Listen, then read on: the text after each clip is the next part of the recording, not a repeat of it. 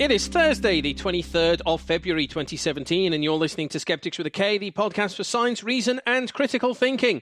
Skeptics with a K is a production of the Merseyside Skeptics Society, a non-profit organisation for the promotion of scientific skepticism on Merseyside, around the UK and internationally. I am your host, Mike Hall. With me today is Marsh. Hello. And Alice. Hello. In brackets there. I'm there in brackets. I don't count. We have had a lot of people who write to us. Putting me in brackets. Put you in brackets. They do put you in brackets. And they're usually doing it to say something nice about me. Yeah. But it just makes it look like I don't count. Yeah, it's like, hi there, I'm an Bellend afterthought. and Alice. It's like, Alice is a Bellend as well. Alice is allowed to be a Bellend as well. I was like, yeah, hi you ignorant folks and Dr. Alice. Last episode we made a minor error. There was a mistake in there. There was a mistake in the episode, and we've had a lot of feedback. We have had feedback on the mistake. We've had feedback. Lots and lots and lots of feedback from people correcting the mistake. A lot of people sort of saying, hey guys, you might not know this, so I just thought I'd let you know. Yeah, so, okay. Lots of people saying, hey guys, you've probably heard a lot of people say this, but I'm going to tell you anyway. And lots of people saying, hi guys, brackets, and Alice. Yes, yeah. Close brackets. Etc. So we should probably make it clear and correct the mistake. Go on. So it's pangram. It's panagram. Not panagram. Not panagram. Pangram. Pangram. It's not panagram, not panogram, not pano chocolat. It's pangram. There we go. So that's the big one out of the way. That's the only important thing that we learned. The only mistake. The only thing we've learned. The one and only mistake that we made last Although, week. fun fact about our listeners, a lot of them know a bit about Parkinson's disease. They? Yeah, a little bit about Do they Parkinson's. really? A lot of them do. Weirdly high levels of knowledge about Parkinson's disease. No idea where that was coming from. So yeah, cheers to that, guys. So let's start off with a listener question. I know we always do this at the end of the show. Yes. But let's start with why not? Mix it up. We will do listener questions at the end of the show as well. Jeremy wrote in and he said, have you ever heard of or studied the nocebo effect? Is there anything to it, or is it the same thing as placebo, i.e. results have more to do with wanting to give the doctor an expected result? That's a very interesting question.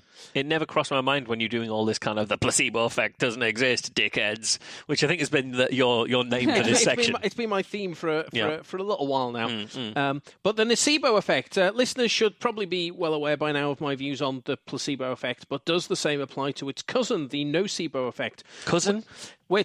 Cousin's a reasonable way to characterize it. Sister. You could go sibling. Twin brother. Evil twin. Evil twin. Evil twin. Evil twin. It's evil twin. It's a placebo effect with a little beard. You see, when I first heard of the nocebo effect, I just thought it was a shit pun. Like the placebo effect is, but the nocebo effect. Is it not a shit pun? No, it's from Latin. Why would it not be from Latin? Because it sounds like a shit pun. It is. I thought it was a shit pun, but it's not. It's from the Latin nocebo, which means I will harm, as opposed to placebo, which means I will please. So it's sort of the equal and opposite of the placebo. Like it's the placebo effect with a little goatee beard on. Little goatee beard, from a parallel universe. From the evil universe, the dark timeline. The nocebo effect is where you give somebody an inert intervention and tell them it's going to make their condition worse instead of telling them it's going to make them better. That's quite cruel. Not as cruel as the study that I read recently. That I think I sent you guys a link to it about. Turns out warm water helps burns. Yeah, you did send me that. Which I Send thought us that. was an interesting study, because normally the received wisdom, if you have a burn, is really under cold water straight away. But this study, which is it's a rat study and it's small numbers, and so don't read too much into it. But they said if you actually use warm water, not hot water, but warm water instead, what it does is stops the vasodilation. That when you run it under cold water, all your blood vessels will constrict, and then that actually causes more tissue damage because you get less blood. Gotcha. Because you're getting less blood, so it doesn't affect the eventual depth of the burn, but it does improve tissue recovery rate and things like that. But that study involved them burning rats and then immersing them in water to see what happened. Bloody hell! Which is fucking hell. That's quite an extreme thing to do to rats. Yeah, I mean, we've talked on the show, and we've genetically bred these rats to give them cancer, and that's fine. That's fine. But suddenly burning them is a bit, Well, it's a bit weird. It's a bit like you've got like a little, like a blacksmithery of rats. It's how you strengthen the rats. Is that you burn them and then you put them in water and then you hit them with hammers and then you burn them again. It's the only way to make them like double hard rats. So, the nocebo effect. Ben Goldacre, who's writing on the placebo effect I've quoted from extensively when critiquing placebo on the show, he spoke about... Yeah, Ben Goldacre, who is not going to return your Christmas cards at this point, who is probably never going to speak at QED and who will never look you in the eye. Possibly not. All those things were all true to begin with, to be honest. But also, nobody gets to look me in the eye.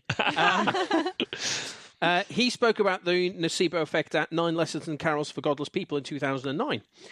In his lightning segment, he said, carisoprodol is a muscle relaxant drug.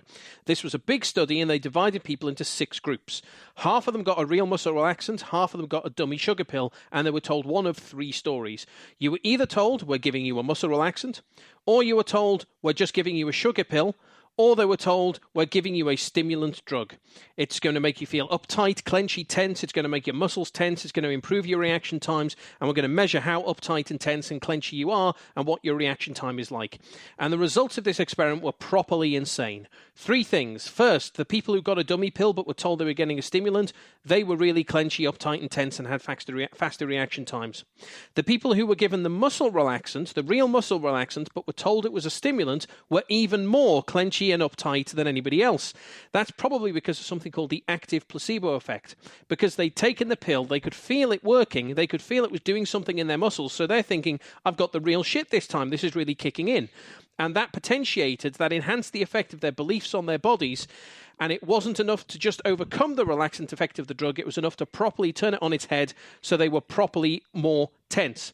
But the third most insane part of this whole study, the people who were given the muscle relaxant but were told they were given a muscle relaxant had higher blood plasma levels of the muscle relaxant than any other group. Because something about their belief that they had been given a muscle relaxant was enough to perpetuate the presence of the muscle relaxant in their bodies.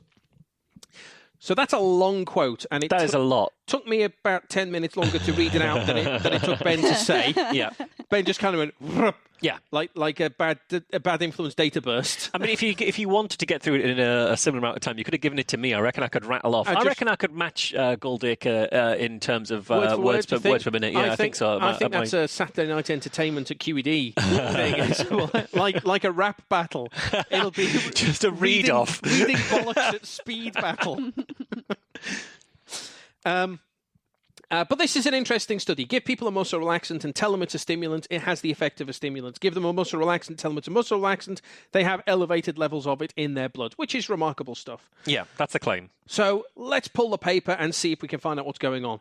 First off, thanks to Alice for actually pulling the paper, because it turns out that this is too niche even for Sci-Hub to get hold of. And it's a frustrating thing for me as a layman who likes looking into scientific papers that you need academic subscriptions to be able to get hold of half of this stuff. Sci-Hub helps in like 99% of cases. Sci-Hub's amazing. I used Sci-Hub for the majority of writing my thesis because I wrote from home, off-site from the university, and I couldn't be asked using my proxy to log in from work. So I just used Sci-Hub because it's a million times easier. I mean, what I find even easier is just having no interest in scientific papers. Honestly, that's so much easier. I have a whale of a time. It's really frustrating because science should be something that's accessible to everyone. And at the moment, myself as someone who's interested in science, unless I if you purchase article by article, they're usually 30-odd quid. They're really expensive. And I don't have an academic subscription. I only have access to an academic subscription because coincidentally I'm friends with Alice, so I can drop Alice a text and say, hey, can you get this paper for me? At the same time, we've seen what happens when lay people get their hand on scientific papers and massively mangle the findings and then go out there and report. That's the other problem. They're not. Even when they're accessible, even when they're open access, they're not accessible because of the language and the methodology, and people will willfully or accidentally misinterpret it. So it's a double-edged sword. It is a bit of a double-edged sword. Aren't all swords double-edged? No, you More can swords have are. one with a blunt side. That's still an edge, isn't For it? clubbing people. It's just a blunt edge, but that's a triangle. That's a treble-edged sword. Like a Toblerone, like a big metal Toblerone. Anyway, So thanks to Alice for getting me the paper. This paper It's a good job you text me whilst I was still at work, because you text me reasonably late at night and I was still at work. Otherwise, I wouldn't have been asked logging into my proxy for you. In fairness, you could have just stuck a note up on Twitter and had it back in like seconds. Yeah. The hashtag CanHas PDF is quite good. Yeah, although I don't like giving away what I'm going to talk about on the show. Oh, you think people care? Spoilers. Spoilers in it. So this paper was titled... You think of your 400 or 200 or 4 Twitter followers, they're going to sort of jump right on it? I'm not doing bad, actually. I've got 2,500 Twitter followers, something like that. That's all tech stuff, isn't it? You know, quite a few developers, who probably get annoyed at me tweeting about Skeptics stuff, and I'm sure the Skeptics get annoyed at me tweeting about Git commits, so that's fine. That's true. The paper was titled Drug-Related Information Generates Placebo and Nocebo Responses That Modify the Drug Response. And it was published in the Journal of Psychosomatic Medicine. Ben's quickfire outline of the methodology is a fair representation of what's described in the paper. Patients were split into 6 groups, roughly as Ben described. Half the patients were given carisoprodol, half were given an inert pill, and they were told either, quote, you will receive 3 capsules that contain a prescription drug that acts as a relaxant. The drug is used as a relaxant and against muscle pain since it reduces muscle tension. The drug will make you feel relaxed and drowsy. Or, they were told, you will receive 3 capsules that contain a prescription drug that acts as a stimulant. The drug is used to increase the metabolism of the body and the activity in bodily organs. The drug will make you feel alert. Or, they were told, you will receive 3 capsules that contain a prescription drug. But because we are interested only in the biological effects of the drug, you cannot be told anything about the drug's effect. Okay. Not as colourful as the way Ben described it, where he's gone, it's going to make you feel clenchy and uptight and tense and make your muscles tense and improve your... To be fair to Ben, it was a comedy gig. Yes. So a bit of colourful language is fine. Less fair, I would argue, is his description of this as a big study. It was big in the sense that there were 6 groups, but each group consisted of only 10 to 12 people. Right, okay. So a total of 66 patients, although apparently one dropped out because she fell asleep. Was she on the stimulant? It doesn't say. No, okay. Does not say whether she'd received the carisoprodol or whether it was just the sentence. You will receive a prescription drug that acts as... It doesn't say at what point she fell asleep. Like, she didn't even get anything. Just what... But groups of 10 to 12 people aren't really spectacular. It's certainly not what I would have described as a big study. The administering nurses were blinded, which is good, but I've got a question. I think for a big study, you have to have more than a Last Supper's worth of people. That's true. That's why we can't believe what Jesus actually said. We can't believe the actual findings of the Last Supper. Just the sample size was way too small. Last Supper was a big night out. It was. It was a big deal. I've got a question mark over the randomisation, however, which the paper describes as, quote, the subjects were allocated to groups according to a semi-random procedure. Why semi-random? Doesn't actually elucidate on what semi-random what that means. actually means. What are you talking about? Does semi-random mean? Did you use a randomisation table but then put them where you fancied if it didn't come out what you wanted? Did you pick a number between 1 and 6 and say, hey, pick a number between 1 and 6? 2? Right, you're in group 2. We don't know. It doesn't actually say what a semi-random procedure was. You can't... Is that a conventional term? Like, is that a term that they use in the field, though? Not that I could see. The following paragraph talks about how some of the patients arrived at 8:30 a.m. and were given marmalade on toast for breakfast, and then other patients arrived at 12 noon and were given marmalade on toast for lunch. I don't know if the arrival time determined what group you were put into, or is that what they mean by semi-random? Why is it... You're the first guy who turns up, so you go into group 1, the second guy... No idea, it doesn't say. It does not actually say how the randomisation happened. Why are they spending no time describing the randomisation, which is fundamental to the statistics of the paper? We're talking a lot about lunch, talking extensively about toast. I think because your stimulant or relaxant level... If you were tanked up on coffee when you turned up for the study... Yeah. Then that would have an effect on the study. So they told people not to eat and drink, and we will supply you with... Marmalade on toast. Marmalade on toast when you get here. So everyone had marmalade on toast and a glass of fruit juice before the study. So everyone was at a baseline of what they'd eaten. Gotcha. If you Google semi-random sampling, what comes up is stratified random sampling, which apparently is a method of sampling that involves the division of a population into smaller groups known as strata. In stratified random sampling, the strata are formed based on members' shared attributes or characteristics. Yeah, that doesn't seem to be what they've done here. Certainly on the only characteristic they talk about, which is gender, the groups are roughly balanced. Maybe that's what it is. Maybe they wanted to keep the groups roughly balanced. Yeah, it's semi-random. Is that it's largely randomised, except that the gender's balanced. Yeah. But As I say, the paper is silent on the issue. Doesn't say what the randomization procedure was. Just says we used a semi-random technique. But let's look at the results. First, I want to talk about the results that Ben did not talk about at 9 lessons. So blink reflex time. They took the blink reflex time as an objective measure of alertness. They blow a puff of air into the face of the participants and measure how much time elapses between the puff and the blink.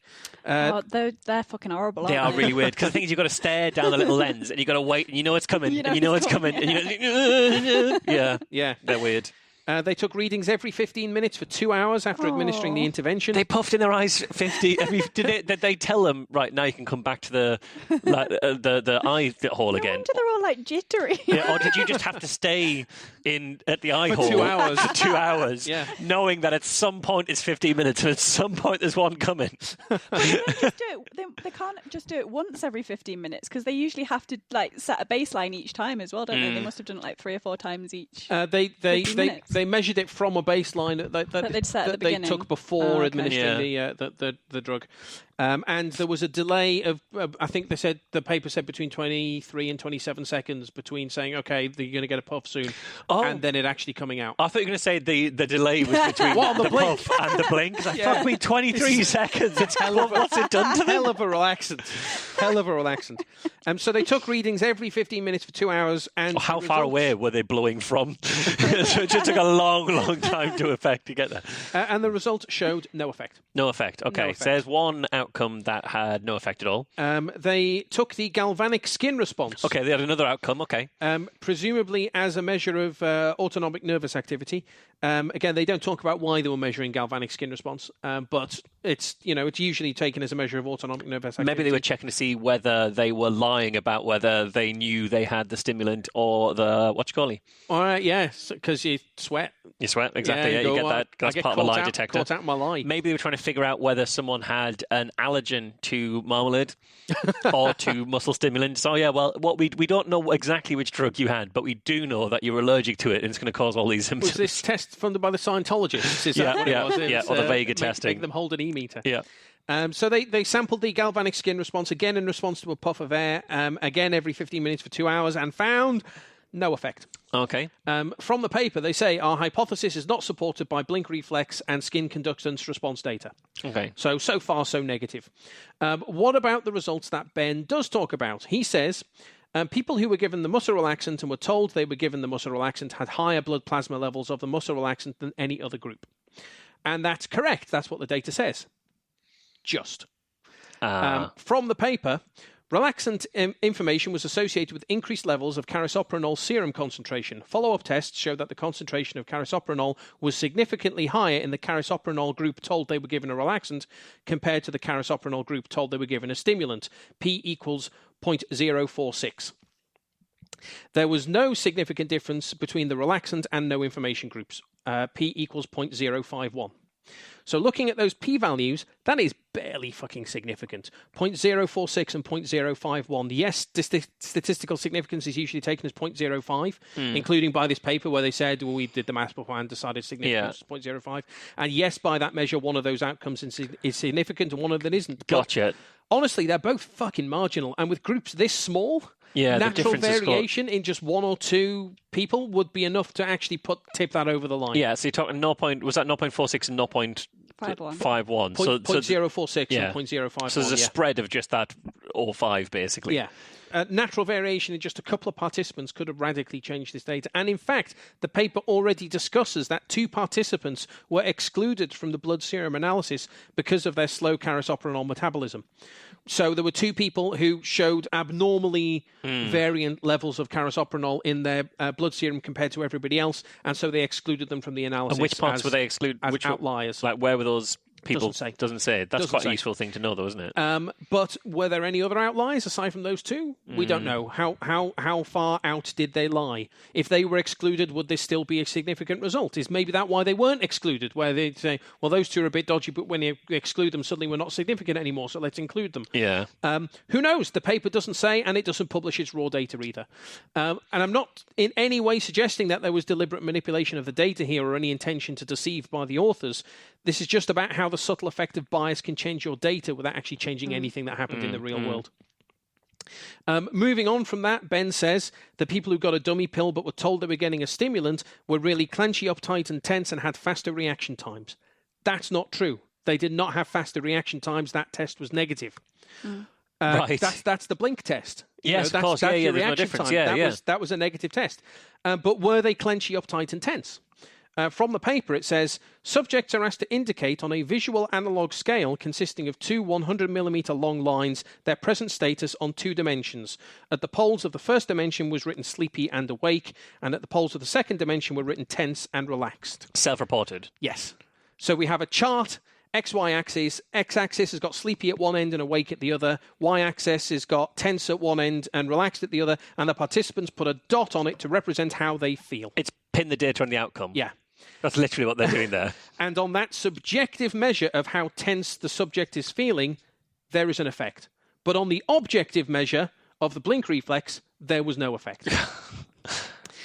There is nothing here which suggests that the story that the patients were told had any real clinically relevant effect on their bodies. There's nothing here which cannot be explained by biased reporting. So this is patients told to expect something, self-reported that thing. Yeah. Patients not told to expect it, didn't self-report that thing. Yeah. Objectively, no difference to anything. Yes. Bullshit then. It's garbage. So it's not, just to review those outcomes again, blink reflex time, no effect. Skin conductance test, no effect. Sleep-awake chart cannot be distinguished from bias and showed no effect anyway. Relaxed and tense chart does show an effect, but cannot be distinguished from bias. Carisopronol serum levels barely scrapes into significance. And on top of that, you've got small numbers, there's no information on what semi-random means, and it's perhaps vulnerable to p-hacking because the paper at several points mentions words to the effect of no other effects or interactions were significant, which points to there having been other analyses done which failed to reach significance and therefore were not included in the paper. Yeah. And when you get to run as many analyses as you like and only report on the ones that are significant, you can make bloody anything seem like there's an effect. Yeah, as Ben Goldacre says, you can make it seem like you've got a two-headed coin. Absolutely, yeah. Blimey, it's increasingly clear that every time you look at anything to do with a placebo effect, there's really nothing at all there. I mean, sooner or later, I'm probably going to find a study that shows really clearly there's a placebo effect. And That's just me p-hacking. Shit. That's why, it's because you've looked at so many of them that you're bound to stumble across one that says it.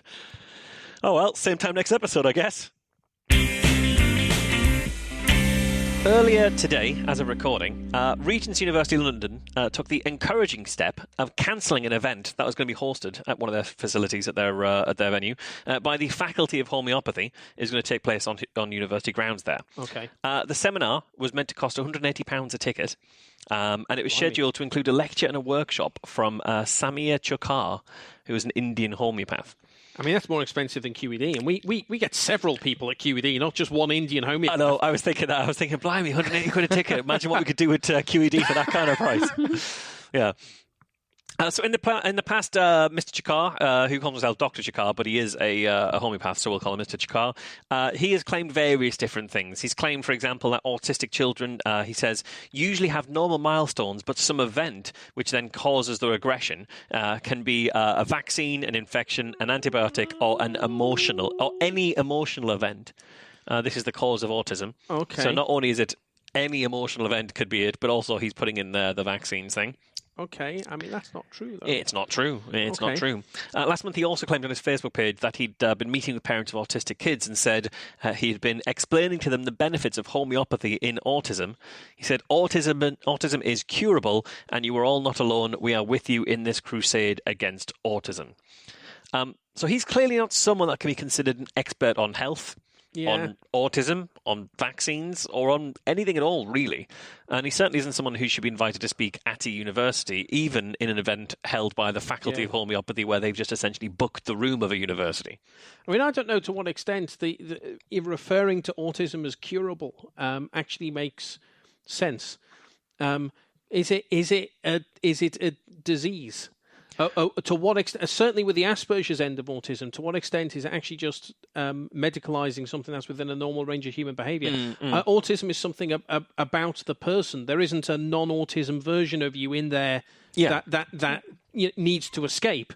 It's as much a part of who you are as anything else about you. It's like saying we may as well cure you of blue eyes, you know? Well, absolutely. But I mean, if you think that autism was caused by vaccines or or an infection or an antibiotic or any emotional event at some point in your development, then you aren't going to necessarily see things that way, and that's why we shouldn't be allowing people like homeopaths to start meddling in this kind of kind of field. Regent's University should be applauded for taking action, or seeming to take action. I'm pretty sure that they've cancelled this event. It was listed on the Faculty of Homeopathy website. It's no longer listed there, and as you'll see, I've got reason to think that it's because Regents have shut it down. And they've taken this. If they have indeed taken this step, it's a good step in separating their good name and reputation from the misleading claims of this guy, Mr. Samir Chakar.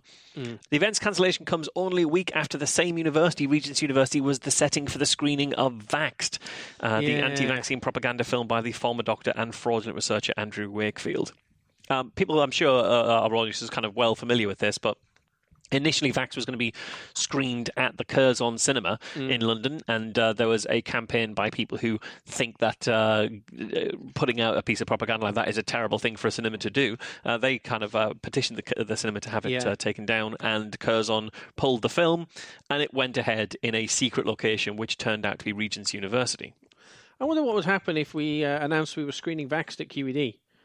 Would there be a big outcry, people saying it's irresponsible to give it this platform, etc., etc., etc., or is it because it's going to be to an audience of skeptics, no one will give a stuff? I don't... if anybody knew I'm not suggesting the full we do. context. I'm just... well, I think this is kind of quite important, really, and it's something I guess we'll come back to it in a bit, but I don't believe, for example, that people who are promoting an anti-vaccine agenda should be invited on the radio to have a conversation. That actually happened this week. David Robert Grimes was on radio too. He was pro-vaccine, but he was ended up having to debate Magda Taylor from The Informed Parent on Radio 2 about vaccines, and I think that's entirely inappropriate for a radio station, a publisher to do. That's deeply irresponsible. There's a false balance situation there. Sets it up in the minds of the listening public as a dichotomy. Well, half the people say this, half the people say that, etc. Exactly. Whereas I would absolutely have her on Be Reasonable and think that's an entirely appropriate platform. That's not an outrageous platform for her views, but that's the context of the show, is that the listenership is aware that this is an exploration of fringe ideas that aren't evidence-based and why people believe them. And in effect, having her on that show would be putting her in the context of people who believe that you can live without food, that the world is flat and under a dome, and that there was a couple of green children beamed from the future into 15th century Surrey or Suffolk or wherever the hell it was. So placing in that context as an exploration of the ideas, I think, is legitimate. So be reasonable is more about why people believe the things they believe rather than what they actually believe. It's not a platform for it's not like the flat earthers thinking, great, we'll get on Be Reasonable and we'll really be able to get our message out there. Yeah, although I don't think a lot of the guests have realised that. Even though I make it explicit to them, I don't think they've realised that, and that's kind of why I think that the show is pretty useful at times. But it's much more about, okay, let's explore why the person believes what they believe and kind of needle them on that a little bit and see what their responses are to that. And the audience is aware that it's about why, not what. Yeah, it's studying smallpox in a test tube rather than letting it out into the wider population. Okay, are we happy comparing Be Reasonable guests to smallpox? I never said the guests were smallpox. Is that legitimate? I'm just saying that the show is a test tube. Or a zoo. Or a zoo, maybe. I don't know. There are probably more flattering comparisons to make. But yeah, in the instance of Vax being screened at Regent's University, Regents actually claimed that the nature and content of the event was actually completely withheld from them before it was being screened. Okay. And that they believed, actually spoke to Regents about this, and they said they were told that this was a meeting of a long-standing client of theirs, which was the College for Homeopathic Education.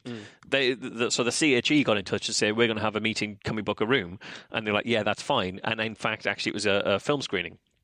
When I spoke to the events team at Regent's University, they were pretty upset about the whole thing and felt like they were effectively misled by one of their clients, a client they'd had for 18 years. And they said that they have subsequently ended their commercial relationship with the College for Homeopathic Education, ending an 18-year relationship over the booking of this screening. And they've also said they're going to vet future bookings much more thoroughly to ensure this doesn't happen again. And fair play to them on that. I think that's a good step. That said, it is worth pointing out that they've been hiring out event space to the College for Homeopathic Education for 18 years. So clearly there had been gaps in the vetting process before this final straw brought the camel's back. This isn't the first time that learning institutions have been hired to host events which are explicitly promoting disproven and potentially dangerous pseudoscience. For example, in January 2016, the University of Central London, UCL, was set to be the venue for a 2-day seminar on the use of homeopathy to treat cancer.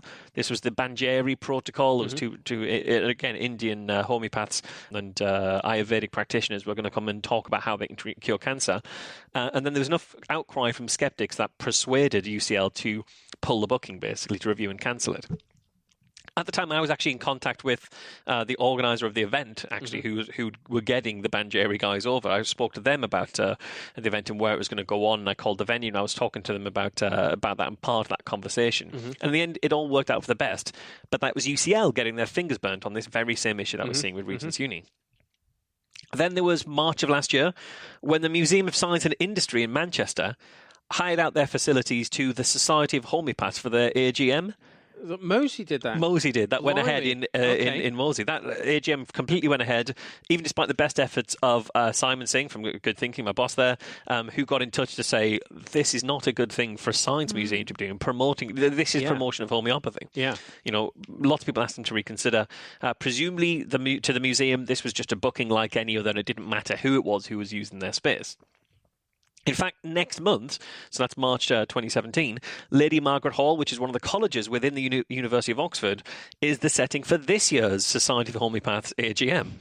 And again, we at Good Thinking, we've been in contact with Lady Margaret Hall and their kind of events team to share our concerns about the fact that you're hosting this event and you are a learning institute. Yeah. And their head of communications told us, like many other colleges, Lady Margaret Hall has a venue hiring service, and this is one of hundreds of externally organised, independent commercial events taking place at the college throughout the year.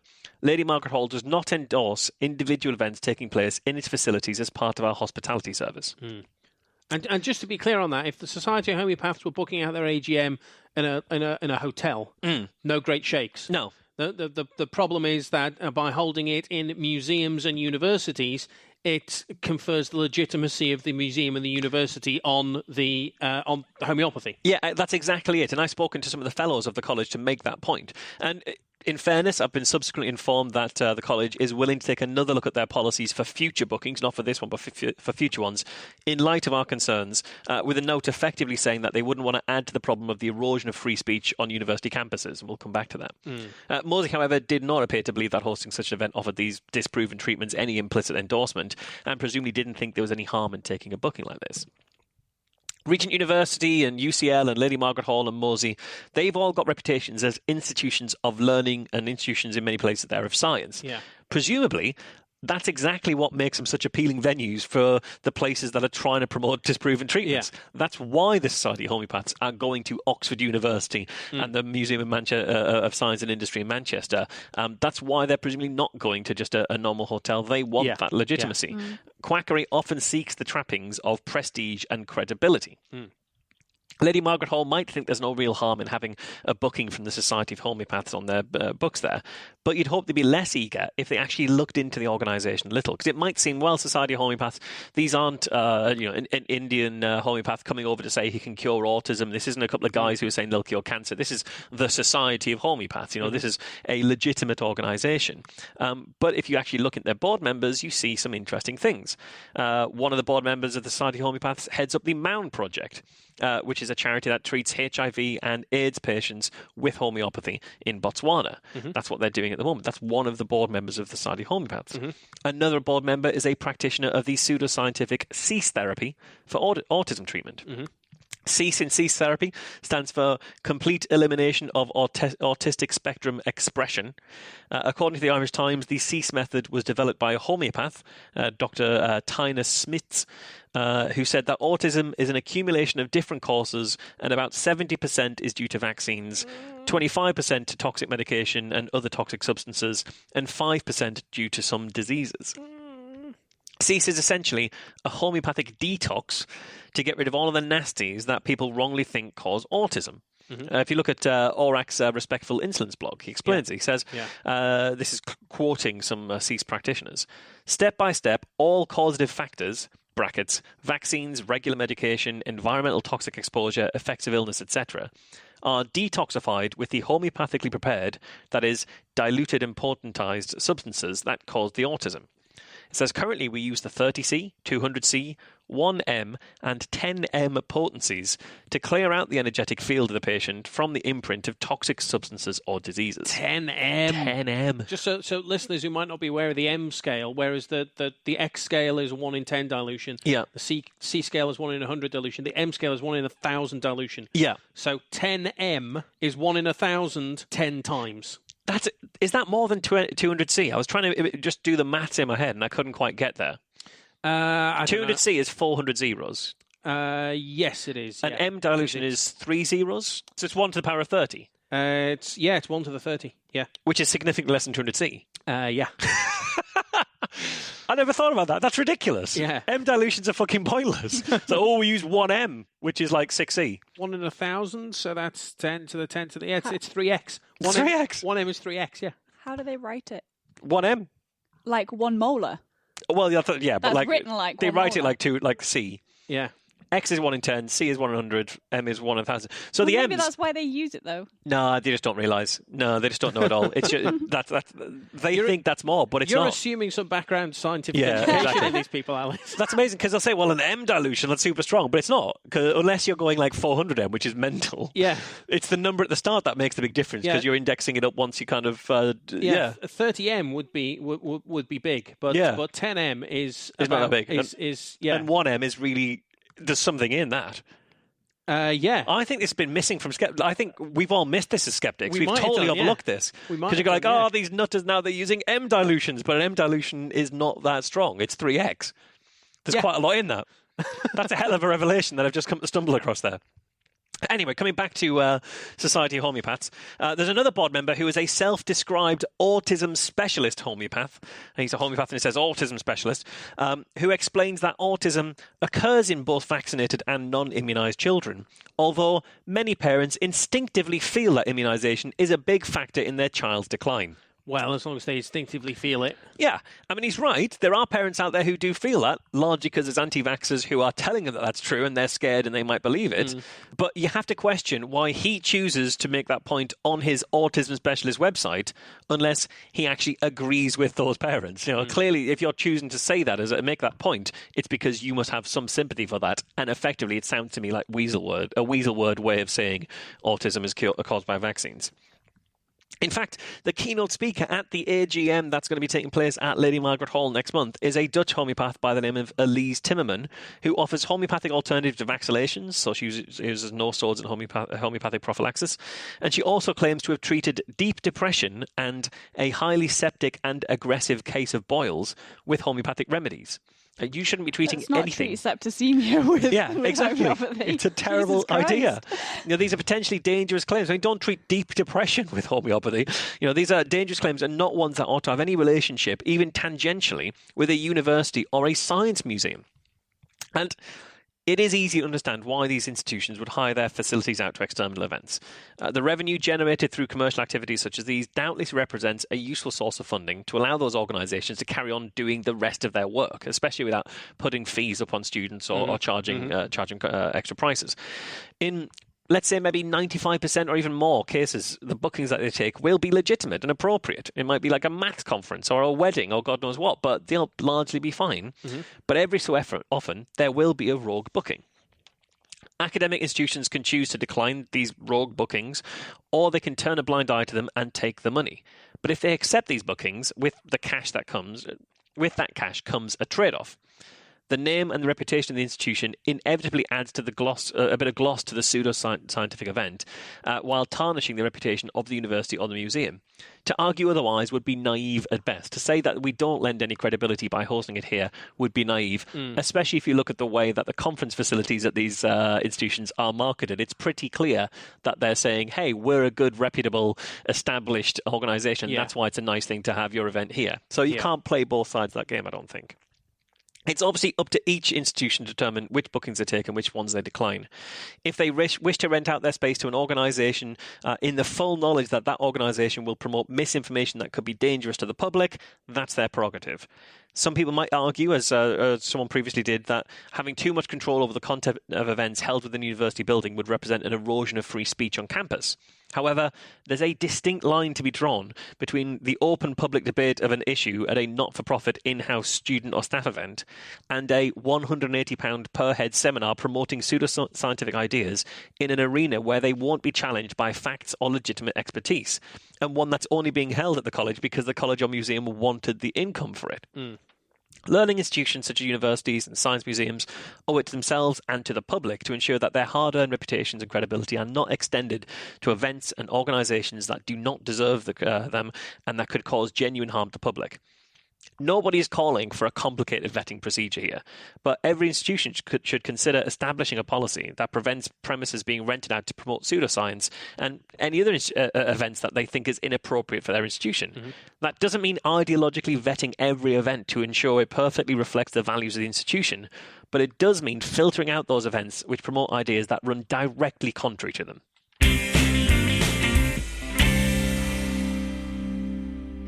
I have a question with a bit of a long-winded explanation behind it from Adrian. He actually starts his email with "Hi everyone" rather than putting me in brackets. Nice. Which might be why I'm reading out his question. I've had a brief email exchange with Matt Dillahunty from the Atheist Experience about whether it is possible or not to investigate at all paranormal phenomenon using the scientific method. Example, every time I say magic formula, there is a flash of light around me. His point was that even though the phenomenon is repeatable, there is no known mechanism to establish that me saying magic formula is in fact the cause for the flash of light. On the other hand, my point is that regardless of the mechanism, we can show that nothing that we know of can cause the flash, and that happens when and only when and every single time I say magic formula. And therefore, we can consider that as evidence that me saying magic formula causes the flash. Note that this silly example equally applies to more down-to-earth topics such as homeopathy, acupuncture, etc. So the question is, according to you, do we need to know what the mechanism is before we accept that X causes Y, or can rigorous scientific testing establish that X causes Y even though we don't have a clue about how it actually could? I mean, in the specific case that he's talking about, and I suspect this is probably where Matt's coming from on this as well, although I wouldn't like to speak on his behalf. But science proceeds on the foundation, the philosophical foundation of methodological naturalism. It assumes that the natural world is what there is, and it kind of proceeds as if magic doesn't exist. Yeah. And it has to, because if magic were to exist in the universe, take a trivial scientific experiment where you take, acid and base and it turns into salt and water. You don't know if that's happening because that's how the world works, or because a wizard, every single time you run the experiment, is going, alakazam and changing it into salt and water. And you have no clue whether your scientific experiment that is repeatable and actually is the case, is that the way the universe works, or is there a wizard fucking with your results every time? So you have to proceed on the assumption that there isn't a fucking wizard, because otherwise every single scientific finding that you would ever make ever is completely fucking meaningless, and you can draw no conclusions whatsoever from any investigation that you do. I don't think the question is magic. Although, the question's using magic as an example, but not actually asking about magic. In the specific example of magic, of saying I say magic phrase and alakazam, that happens. I don't. If you assume that, if you start from the basis that there is no such thing as magic and that the real world is actually investigable, yes, then I don't think you need to know a mechanism to be able to say that a particular phenomenon is real. No. Provided you are working on the a priori assumption that magic isn't real. Yes, and I think we have a very clear example of the fact that you don't need to know the mechanism to know that something is a correlation is causative, and that's anesthetics. We don't know the exact mechanism of anesthetics, but we know that you can reliably knock someone out, numb things by using anesthetics. We haven't got them. My understanding is we haven't got the mechanism fully too, down yet. But I think where I kind of diverged from you in that email is that the question was saying, can we take it as evidence that every time I say, if every time I say this, if every time I say magic formula, there's a flash of light, presumably it would then be every time I'm not saying magic formula, there isn't a flash of light. Anytime I say magic formula, there isn't a flash of light, and then. Yeah, can you take that as evidence that you are that what you're doing is causing it? I think you can take it as evidence. That's not conclusive proof because there isn't conclusive proof to anything, but it certainly is evidence. It's undeniably evidence. Sure. Sure. But what you need to do is use the scientific method to eradicate any of the possibilities, whatever those might be. Even right down to someone is hearing me say magic formula and they're pressing a button that's generating a flash of light and I just can't see them or see the button at the moment. Yeah. But it certainly is evidence that that's happening. It's just not conclusive that that's the only link. And establishing the mechanism and establishing ways of inducing a thing and knowing how the things correlate with one another, what order things happen in, and understanding the mechanism lends far more weight. That is further evidence. So for me, if you have evidence that something happens, X causes Y, then it's evidence that it's worth following up and that it's interesting to try and investigate the mechanism. But that doesn't necessarily mean that, well, we should discount everything because X causes Y. Mm-hmm. Yeah, exactly. And I think it's the two, maybe there's more than two, but there's certainly two pillars of reality in that kind of way, or in this kind of question, is there a reliable evidence body that suggests that this link is causative? And is there a mechanism that suggests that this link is causative? And if you have one of those reliably, then you're on a pretty okay ground. If you get both of them, then you're on the most solid ground possible. But the absence of one of them doesn't mean that the other isn't true. It just means that you can't put as much certainty in it, and that evidence to the contrary in either way could shake that much easier than if you had both pillars in place. Yeah.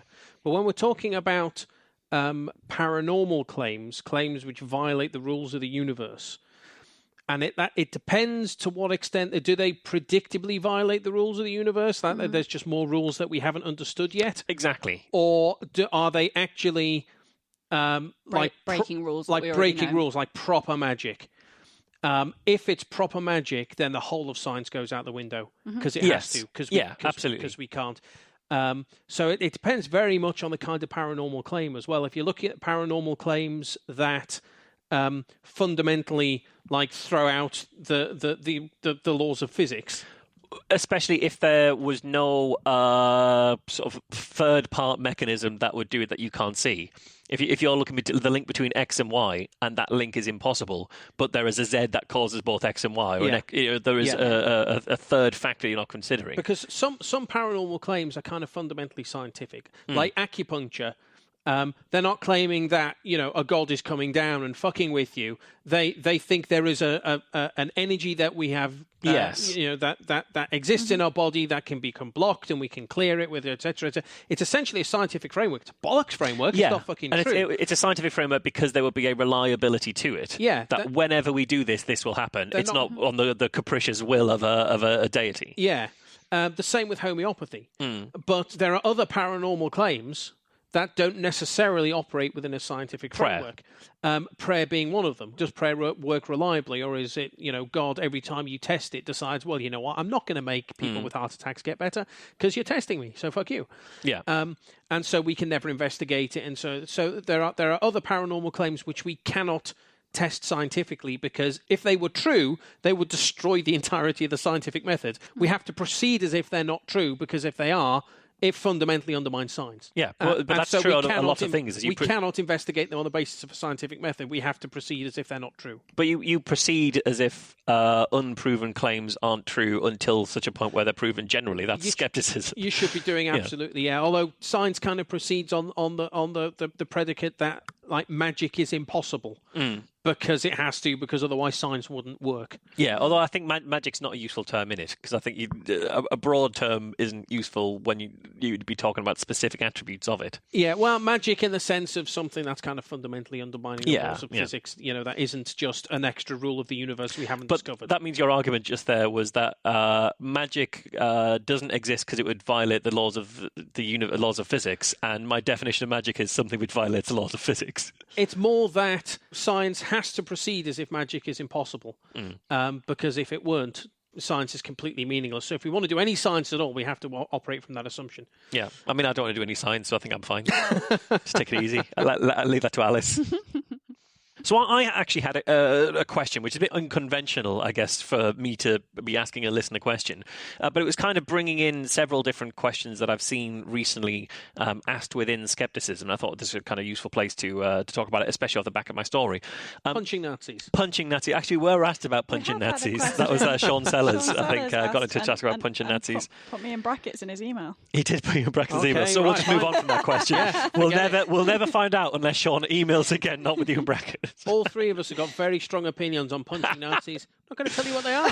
Yeah. Actually, my only opinion on punching Nazis is there's better things for us to discuss right now. The Nazis aren't worrying about whether they're being punched or not. They're trying to kind of destroy everything that we hold dear and hoping we get sidetracked by whether it's okay to punch them or not. But anyway, that's a side issue. No, the question was... when it comes to the screening of Vaxxed, obviously what happened there was Curzon were going to screen it, and lots of skeptics and other people who kind of gave a crap about this said, whoa, do you really want to screen this? This is a really terrible thing, and do you want your name attached to it? And they went, you're right, we won't do that. Similarly, when Brian Clement, who's a cancer quack, was coming to speak in the UK, we got in touch with venues to say, do you want to really have this guy? And some of them kind of cancelled.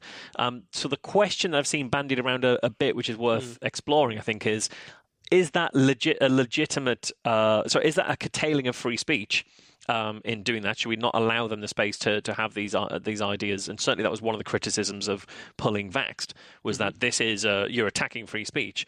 And to a secondary point, what is the best tactic to challenge these types of events in a way that is kind of useful and effective? Yeah. You guys got any thoughts on that? I mean, I've certainly got thoughts, but... Your right to free speech does not give you the right to a platform.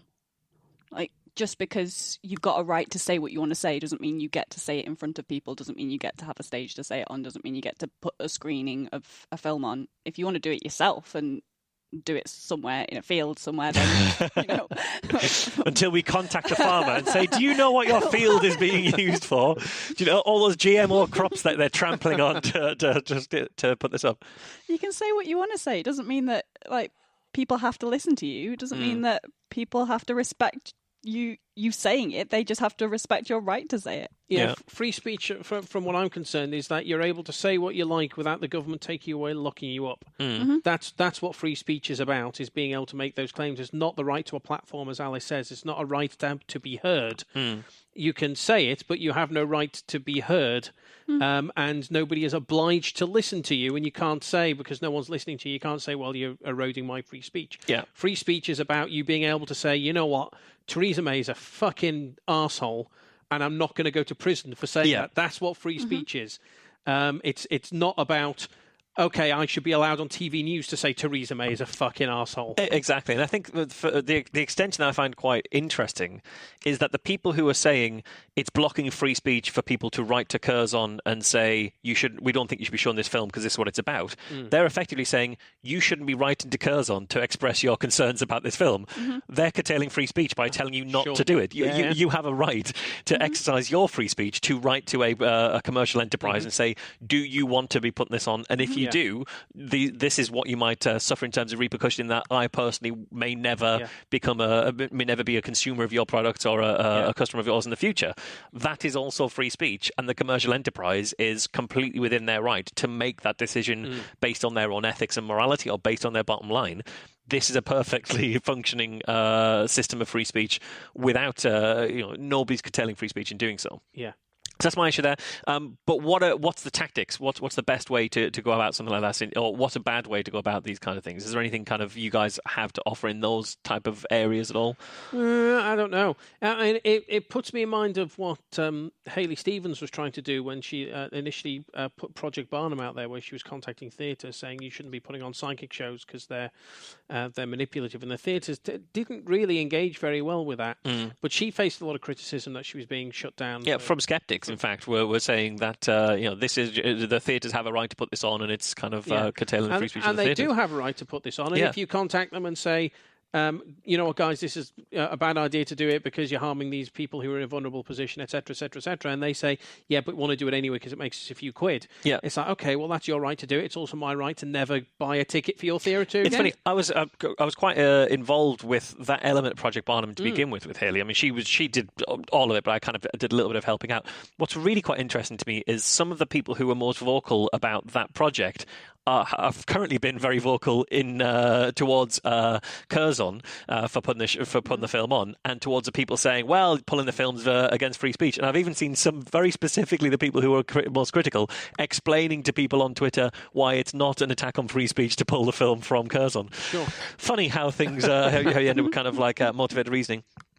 No, so I've kind of been thinking about this a little bit, really, and I think it's perfectly. I think good way to do this is to speak to the venues who are going to put this on and just explain to them what they're doing. And what we've seen with Regents is that Regents were not told that they were going to be hosting Vaxxed. And okay, that one happened in secret, but we might see that tactic used more often. And this isn't new. It's been done years ago for things like Holocaust denial, that they will kind of intentionally obfuscate the content of their event. Or when there was an MMS conference down in the south that we were looking into, they wouldn't tell you where the venue was. It was meet us at a train station and we'll drive you half an hour away to the venue. And the person that we sent along to that effectively felt they were being kidnapped because they didn't know where they were going. Yeah, that's MMS, Miracle Mineral Solution, not picture messaging. Picture messaging it was, yeah. It was picture messaging, yeah. Picture messaging conference. Yeah, I mean, it's gone. So it's still outdated. 45p a throw. It's encrypted. Just use iMessage now. iMessage, yeah, that's the way. But I think, yeah, so contacting the venues is a totally legitimate tactic, because the venues may well be concerned. They may well have these concerns, or if you don't contact them and it goes ahead and the venues realise what they're tied to, then it does, as we've been saying, kind of attach their reputation. Speaking to people like your local politicians, things like that are also very good. But also, and this is something I was talking about on the European Skeptics podcast.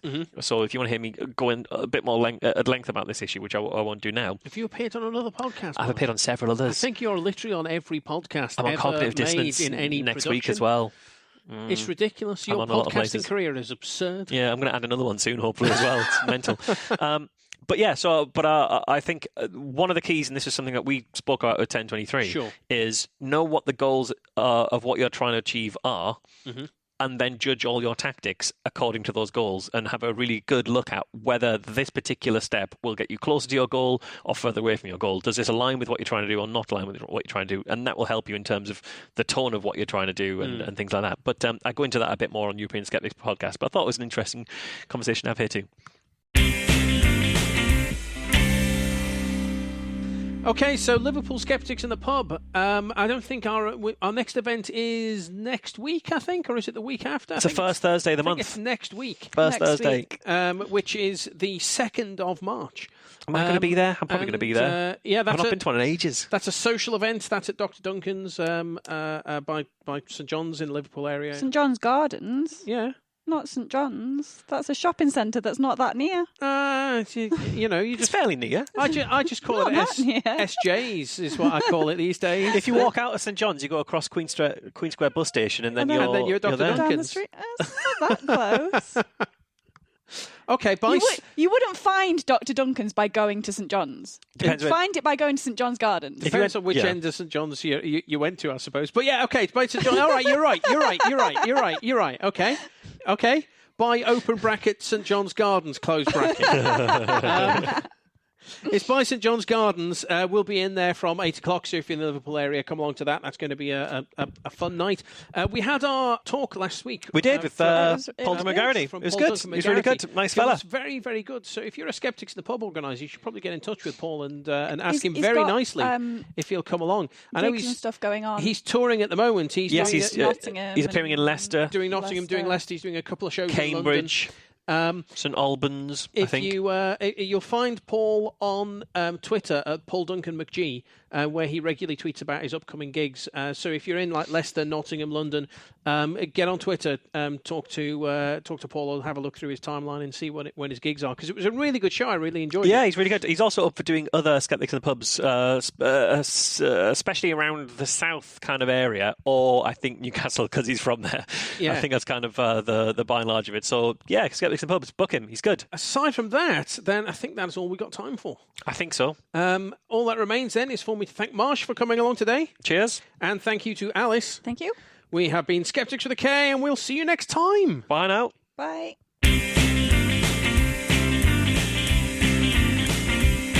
Skeptics with a K is a production of the Merseyside Skeptics Society. For more information, visit our website www.merseysideskeptics.org.uk or email podcast@merseysideskeptics.org.uk.